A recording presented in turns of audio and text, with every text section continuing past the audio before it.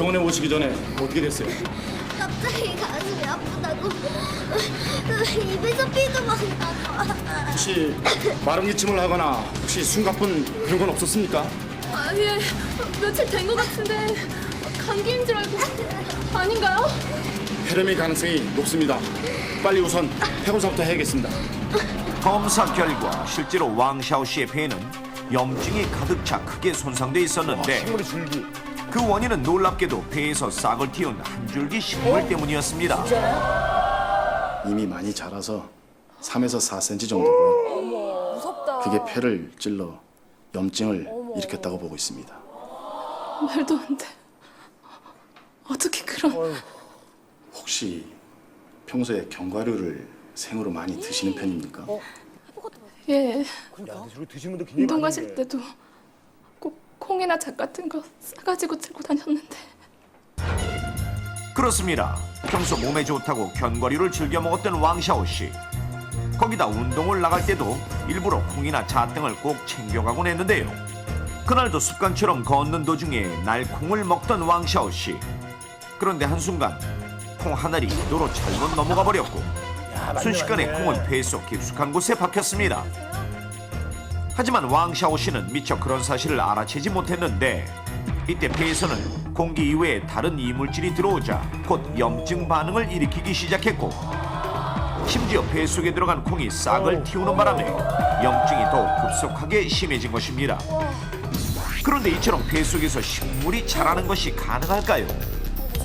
사실 허파는 햇빛만 없을 뿐 산소와 적정 온도, 수분까지 있는 데다 폐포는 마치 스펀지 같아 뿌리를 내리기도 좋기 때문에 환경상 충분히 식물이 자랄 수 있는 장소입니다.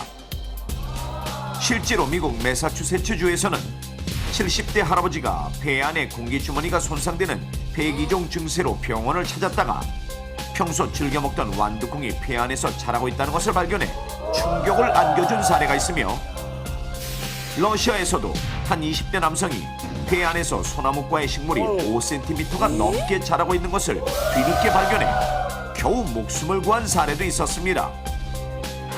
자, 그런데 여러분도 왕샤오 씨의 경우처럼 뛰어다니거나 장난을 치면서 음식을 먹다가 기도로 잘못 넘어가 버린 경험 한 번쯤은 있을 텐데요. 대다수의 경우 이물질이 기도로 넘어가면 반사적으로 기침이나 구역질을 내 빠져나오지만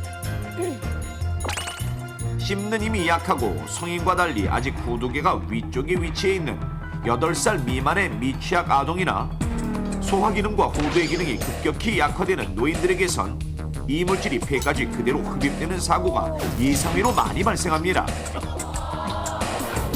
그런데 혹시 이물질 폐 흡입 사고를 가장 많이 일으키는 음식물이 무엇인지 아십니까? 바로 땅콩, 잣, 호두, 완두콩 같은 견과류.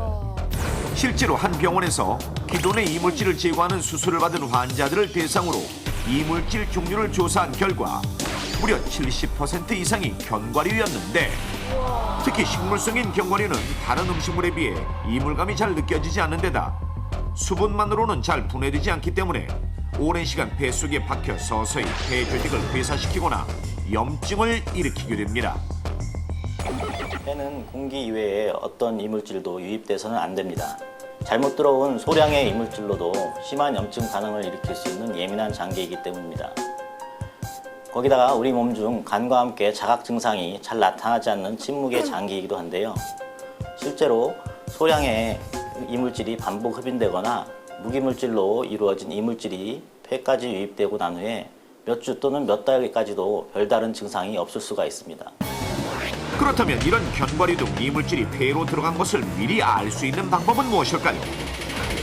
가장 주된 증상은 수시로 기침이 나고 감기나 특별한 질환이 없는데도 쌕쌕 가릉가릉하는 거친 호흡이 들리는 것. 만약 이물질이 폐 안에 있는 채로 방치하게 되면 2차 감염에 의한 폐렴이나 폐 농양 같은 합병증을 유발할 뿐만 아니라 심할 경우 폐혈성 쇼크로 사망할 수도 있으니 반드시 병원에서 진단을 받아보는 것이 좋습니다. 그러나 음식물이 폐로 흡입되는 사고는 무엇보다 예방이 가장 중요한데요.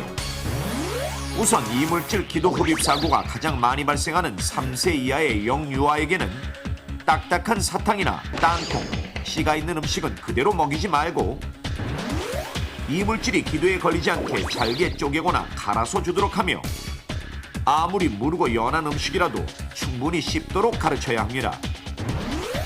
아무리 급해도 음식을 급하게 먹거나 제대로 씹지도 않고 한꺼번에 많이 먹지 않도록 하고 음식을 걷거나 뛰면서 먹는 것도 폐흡입 사고로 이어질 수 있으므로 삼가야 합니다.